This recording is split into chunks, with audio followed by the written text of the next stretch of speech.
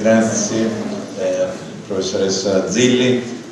Io sono molto lieto di essere qui. In un certo senso, ormai per tradizione,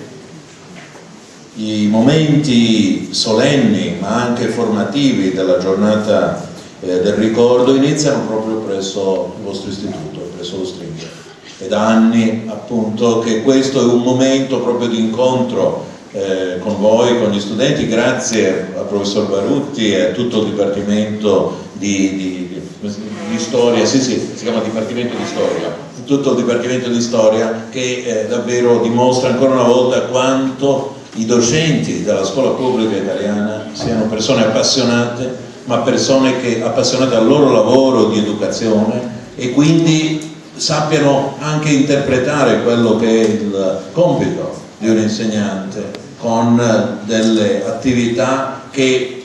sono assolutamente originali e assolutamente efficaci, quindi veramente i miei complimenti. Come è stato già ricordato,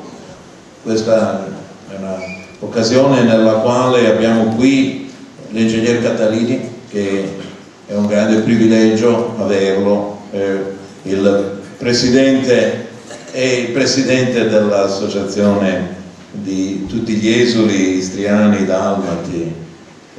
che nel corso degli ultimi 60-70 anni hanno cercato di mantenere vivo il ricordo di quella tremenda tragedia che fu l'esodo delle popolazioni di lingua e di cultura italiana dalla Dalmazia e dall'Istria.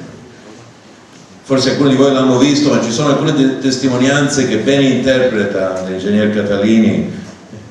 una drammatica testimonianza di un filmato di un bombardamento di Zara. L'ingegner Catalini viene proprio da Zara e deve far riflettere questo bombardamento, questa distruzione totale che avvenne appunto nel 44,